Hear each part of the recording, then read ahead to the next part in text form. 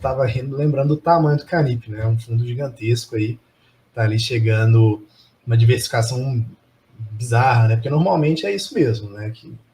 Que a gente vê, né? Ou a pessoa, ou o fundo escolhe ter a maior parte de uma operação, só que diversifica menos, ou fica pulverizada em várias, né? Só que aí a Quiné, eu acho que ela consegue fazer as duas coisas em uma tacada só e pega ali o melhor dos dois mundos, né? Nesse sentido. Você quer comentar alguma coisa, Arthur? Sim, sim. Então, três pontos muito legais aí, cara, em relação a Kinea, que ele ter o controle, né, dos CRIs, né? A gente viu recentemente, não foi em CRI, foi em CRA, né? Mas é um CRA que deu problema e tinha 900, mais de 900 pessoas físicas. Ele estava diluído nisso daí. Imagina você chamar uma assembleia para juntar todo mundo e todo mundo tomar uma decisão racional, né? Uma boa decisão, né? É difícil. Então, quando você tem o controle, você faz, né? Você toma a melhor decisão que para o fundo, consequentemente para os cotistas, né? Aí você também comentou em relação à Torre JK, né? A liquidez que aquele fundo tem, né? Ele ficou um pouco mais de um ano dentro do PVBI, a Torre D, né? Eles compraram aí um pouquinho mais de um ano depois, se eu não estiver enganado, foi vendido já. Então tem uma liquidez muito grande e assim, é icônico, né? A localização dele lá, a construção, o padrão construtivo, etc. E o terceiro ponto, cara, que em relação aos índices de preços, o fundo, o Canip sempre foi IPCA, né? Ele tem alguma coisinha ali de GPM, sempre teve uma coisinha ou outra, hoje é acho que 0,4, né? O último relatório gerencial acho que é 0,4%. E a visão nossa aqui, pelo menos do Vai Pelos Fundos, que a gente prefere muito mais IPCA por conta que ele é menos volátil. O GPM, ou uma hora ele bate 35%, né, em 12 meses, ou ele fica negativo 10%, né? Então, não sei quanto está agora, mas ele ainda está negativo, 3 e pouco, né, nos últimos 12 meses. Então tem muita essa volatilidade, impacta muitos rendimentos, obviamente, isso daí, né? Então eu acho muito legal, eu gosto bastante em relação a essas estratégias assim, de controle, enfim, do que a gente sempre conversa aqui internamente, né? A gente gosta de gestora especializada no mercado imobiliário, né, nos vários segmentos dele, crédito, o mercado imobiliário em si, fundos, né, securitização, etc. E que tem o controle, né, dessas indexadas IPCA e que tem o controle de boa parte das operações, a maioria, se tiver todas, melhor ainda, né. Show de bola. Luiz, agora seria o momento jabá do fundo, né, de falar por que investir no Canip, mas eu acho que você passou um pouco sobre isso, né, com a estratégia. Então, deixa eu tentar resumir aqui, você me corrige, né? Um fundo muito grande, um fundo que tem créditos ali mais seguros, faz a originação e estruturação dentro da própria casa e ainda assim é diversificado, né? Segue uma estratégia clara ali de IPCA também, né? Que os outros fundos da casa têm outras estratégias. Quer acrescentar alguma coisa ou é mais ou menos isso mesmo? Quais seriam ali as grandes vantagens de investir no Canip?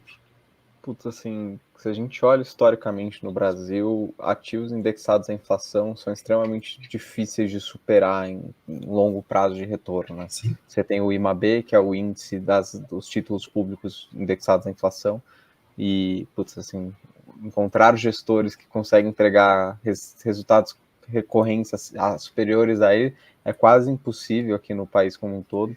E quando você tem um portfólio que é indexado à inflação, que tem spread de crédito, ou seja, entrega uma remuneração acima do título público, e além disso tem isenção, assim, é um produto que deveria ter participação, assim, em grande parte das carteiras dos investidores, porque é o juro real, que é uma proteção do seu poder de compra ao longo do tempo, tem spread de crédito para te dar esse retorno adicional, tem a isenção que é extremamente relevante aqui no longo prazo para os investidores. E aí, para tudo isso ornar, você não pode ter problema de crédito, né? Você não pode ter problema de alguém parar de pagar, porque daí tudo que eu falei foi para o ar porque você perdeu o recurso. Então, o tipo de operação que o Canip faz são operações extremamente resilientes. Eu tenho bons devedores, eu tenho boas garantias, razões de LTV baixo. Então, a somatória disso tudo, considerando uma pulverização de mais de 100 produtos, ali mais de 100 CRIs, entrega um nível de risco para o investidor que, assim, eu tenho até dificuldade de quantificar, porque de verdade eu acho que ele é mínimo aqui, de maneira geral, né? Quando você pensa numa carteira como um todo. Então, acho que olhando por esse prisma, assim, talvez seja um dos produtos que tem uma característica única. seja pelo tamanho, seja pela estratégia. A gente é bem comprado aqui na Kinea, quase todos os funcionários têm posição, né? Show de bola, famoso skin the game. Cara, beleza, né? Assim, você já falou um pouco da estratégia, então você já falou do porquê investir. A gente entra agora em relação aos riscos do fundo, né? Você acha que quais seriam os maiores riscos do fundo? Você já falou que você gosta aí de créditos um pouco mais seguros, mais estruturados, mais corporativos. Mas todo fundo tem risco, né? Assim, todo investimento em renda variável tem risco, até tesouro direto tem risco. Então, assim, quais seriam os maiores riscos de crédito dentro do fundo?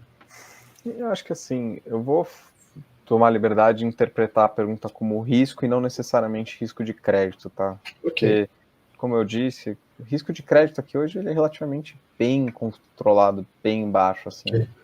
Então aqui eu diria que ele não é o risco mais importante que a gente enxerga. Acho que o primeiro risco que a gente tem é o risco de mercado, que é justamente a volatilidade da cota na bolsa. Então, acho que todo mundo já sentiu isso em algum momento. Você compra um fundo, ele desvaloriza, dá aquela dor, dá aquela incomodada, porque você não gosta de ver o vermelho ali no seu aplicativo. Acho que isso é extremamente normal entre nós investidores, não é uma característica específica de alguém, é de todo mundo.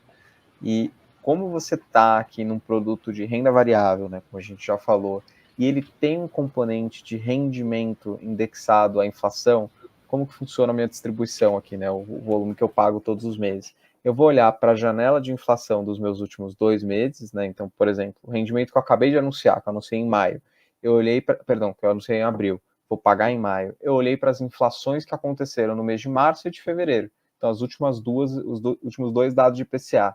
A média desses 2 IPCAs mais 1/12 do meu cupom, da minha parte pré-fixada das operações, é o que vai dar origem à minha distribuição. Então, a depender do que acontece com a inflação, meu rendimento pode ser maior, pode ser menor. Vou começar falando do lado bom disso. O lado bom disso é que o investidor que tem posição com a gente está efetivamente sendo protegido contra a inflação. Porque o investidor que passou aqui no momento de inflação mais alta vai ter um rendimento mais alto por conta disso. Ao mesmo tempo, no momento de inflação menor, também vai ter um rendimento mais baixo.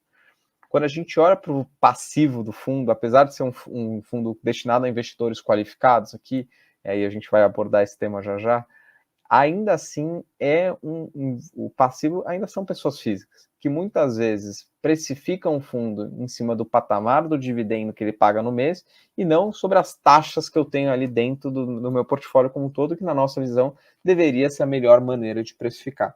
Então, dado que tem volatilidade no IPCA, né, ela não é linear, você tem meses de mais inflação, meses de menos inflação, o meu rendimento também tem esse comportamento. E isso acaba trazendo um pouco mais de volatilidade na cota no secundário. Acho que dá para interpretar isso de duas formas, né?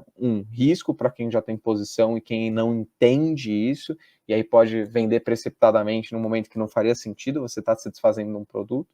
E ao mesmo tempo a gente pode olhar com um viés aqui que eu até vi em um dos comentários, que é o viés oportunístico. Em momentos que isso acaba acontecendo, você consegue aproveitar oportunidades ali de comprar produtos abaixo do preço justo, sem ter uma justificativa muito real para isso ter acontecido.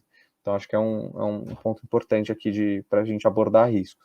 Segundo risco, e aqui vou falar um pouco mais de techniquez, mas eu sempre vou e volto, ele tem o risco que a gente chama de risco de duration. O que eu quero dizer com isso? Mais uma vez, para quem não é do mercado financeiro. Vocês já devem ter reparado que em momentos que a taxa de juros sobe, a maior parte dos ativos desvalorizam. Isso é natural porque o retorno exigido pelos investidores passou a ficar maior. Se você exige um retorno maior de um mesmo ativo, a única forma que você tem de conseguir entregar isso seria se desvalorizar. Então, a maior parte dos ativos do mercado financeiro acontecem isso. O Canip não é diferente. Ele também tem sensibilidade à variação da taxa de juros. Então, em momentos que a taxa de juros sobe, e eu não estou falando da taxa Selic, eu estou falando da taxa de juros real refletida pelas NTNBs, né, que são aqueles títulos públicos que são inflação mais alguma coisa.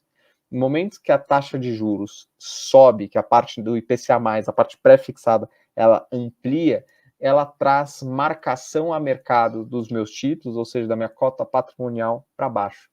E quando isso acontece, você acaba tendo uma desvalorização momentânea daqueles ativos justamente por essa marcação a mercado.